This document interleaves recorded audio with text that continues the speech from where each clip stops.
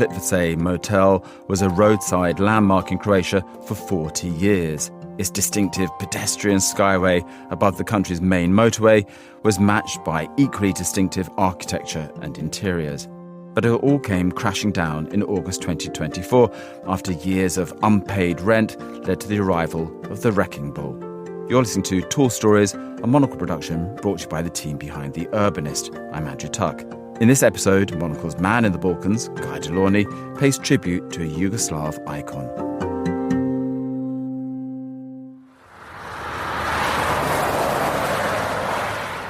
The Plitvice Motel had been a survivor of a certain kind of auto-put fixture that's in danger of going the same way as Little Chef.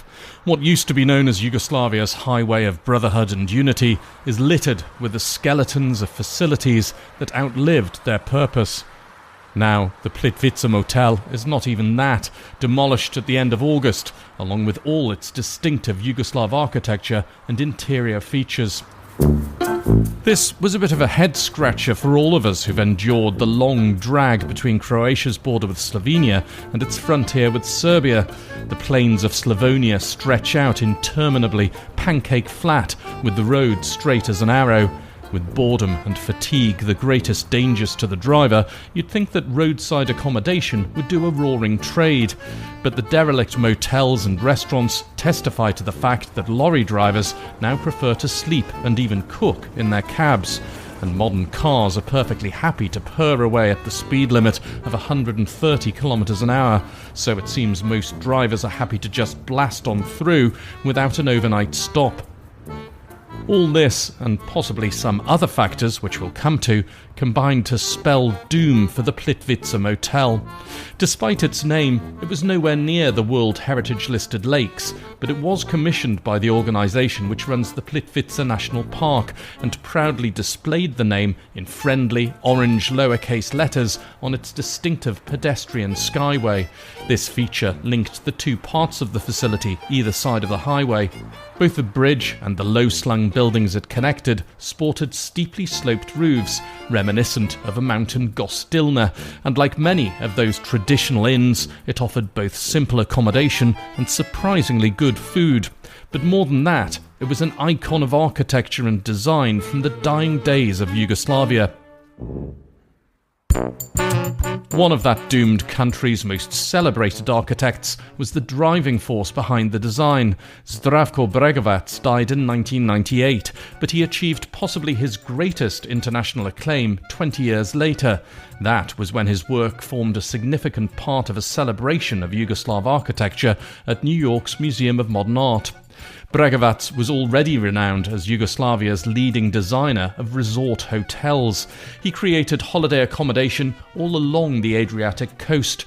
Contemporary photos from the 60s and 70s show sharply dressed patrons enjoying cocktails in smartly decorated bars and restaurants.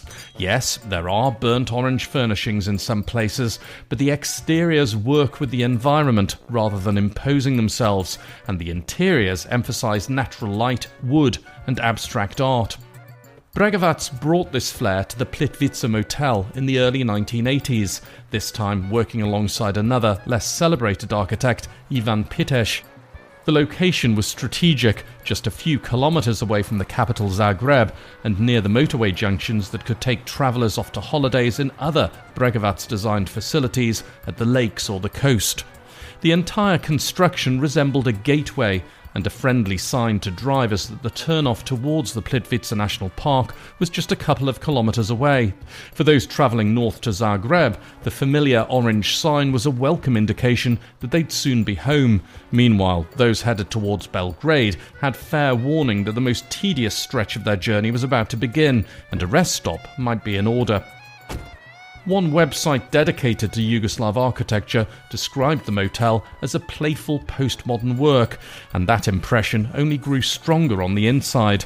One of the restaurants, Lička Kuća, was done out to resemble a traditional hostelry in Croatia's Lika region, and in its prime it became a destination in its own right, renowned for its roast lamb. People even celebrated weddings there, with the parking and road connections making it simple for relatives to arrive from across the country. But the atrium which formed the centrepiece of the motel was the real eye-catcher. Natural light poured in, while greenery poked through the wooden latticework on the internal balconies which provided access to the rooms. Exposed wooden rafters dangled over a glazed red brick floor, on which stood two striking features. The first was a split-level natural stone fountain designed to echo the interconnected lakes and waterfalls at Plitvice itself.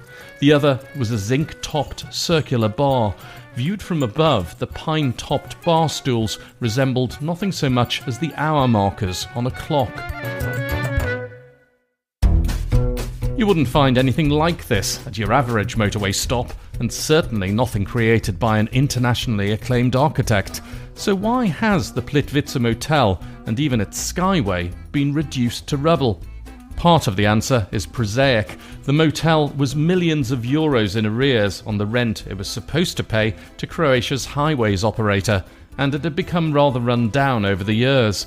But its condition was still listed as fair to good on one website with a rundown of Bregovac's projects.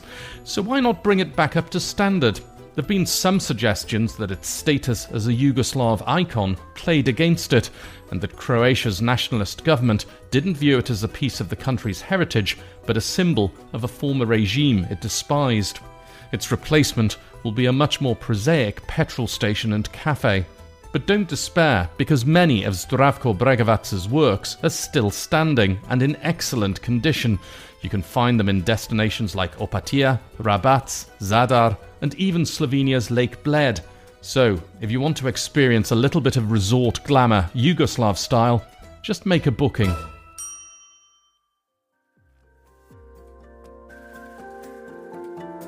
Tall Stories is a Monocle production from the team behind The Urbanist. This episode was written by Guy de Launey and produced and edited by David Stevens. Be sure to subscribe to the podcast to receive new episodes every week. I'm Andrew Tuck. Goodbye, and thank you for listening, City Lovers.